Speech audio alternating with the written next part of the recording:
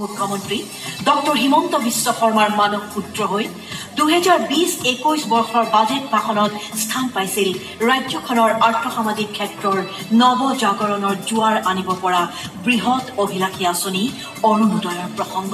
পূৰ্ব ভাৰতত অৰুণ আগতে উদয় হয়, গতিকে পূৰ্ব ভাৰতৰ পৰাই অৰুণোদয়ক আগুৱাই দিয়াৰ উদ্দেশ্যে আত্মনিৰ্ভৰশীলতা, আত্মবিশ্বাস আৰু সুদীৰ্ঘ লক্ষ্যৰে অসমক পুনৰ উত্থানৰ পথেৰে আগবঢ়াই নিয়াৰ কথা সৰুগতি কৰিয়েই এই আঁচনিখন নামাকৰণ হৈছে অৰুণোদয়। অষ্টাদশী মুকুতাৰ উন্নয়নীমালাৰ অধীনত সাধাৰণ জনতাৰ খোজ সবল কৰি উন্নয়নৰ দিশলৈ আগুৱাই নিয়াৰ এই সপোন বাস্তৱ হল। মুঠ 2800 কোটি টকা নিৰ্ধাৰিত ব্যয়েৰে আৰম্ভ হল এই সপোনৰ আঁচনি। অভাৱগ্ৰস্ত মহিলাৰ সবল অস্ত্ৰ হৈ ৰাজ্যৰ প্ৰতিটো প্ৰান্তৰ মহিলাৰ হাতত পৰিল মাহে 830 টকাকৈ।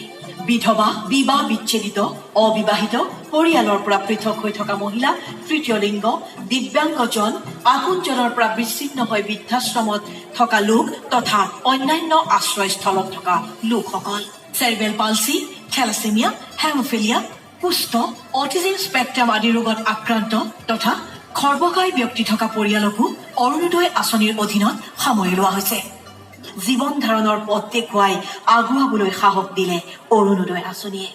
আমি অৰুণোদয় পইচা পাই বহুত সুখী হৈছো।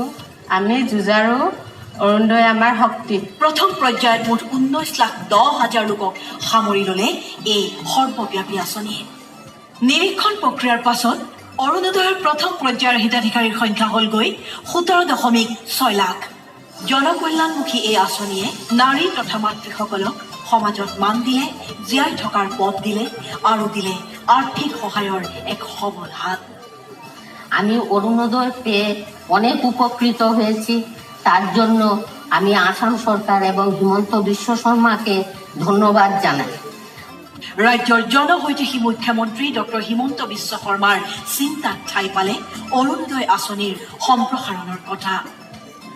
ৰাজ্য চৰকাৰৰ বিত্ত বিভাগে মুখ্যমন্ত্ৰীৰ সপোন বাস্তৱ কৰাৰ সংকল্পৰে 2021-22 বৰ্ষৰ বাজেটত অৰুণোদয়ৰ ধন বৃদ্ধিৰ অভিলাষী সিদ্ধান্ত গ্ৰহণ কৰি ধন নিৰ্ধাৰণ কৰিলে আৰু 2021 চনৰ অক্টোবৰৰ পৰা অৰুণোদয়ৰ হিতাধিকাৰীৰ একাউণ্টত সোমাল এই বৰ্ধিত ধনৰাশি।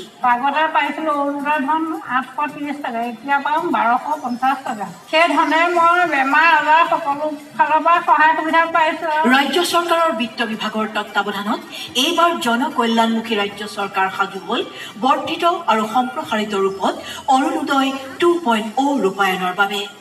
সম্প্ৰতি নতুন হিতাধিকাৰী অন্তৰ্ভুক্ত কৰি অৰুণোদয় 2.0 নামাকৰণে আঁচনিখনৰ পৰিসৰ বৃদ্ধি কৰিব খোজা হৈছে।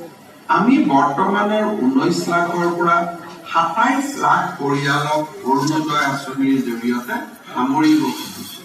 সঠিক আৰু যোগ্য হিতাধিকাৰীয়ে যাতে এই আঁচনিৰ শুভফল পায় সেই কথা নিশ্চিত কৰিবৰ বাবে গাঁৱে চহৰে অৰুণোদয়ৰ হিতাধিকাৰীৰ পুনৰ জৰীপ আৰু পুনৰ নিৰীক্ষণ প্ৰক্ৰিয়া আৰম্ভ হল বৃহৎ পৰিসৰত, যাৰ বাবে নিৰ্দিষ্ট কৰা হল এটা মাহ, অৰুণোদয় মাহ। নিৰীক্ষণ আৰু পুনৰীক্ষণৰ বাবে গঠন কৰা হল ভেৰিফিকেশ্যন টীম। এই টীমে ঘৰে ঘৰে গৈ চলালে জৰীপ। এক মোবাইল এপৰ জৰিয়তে ভেৰিফিকেশ্যন প্ৰক্ৰিয়া অধিক সুচল হল।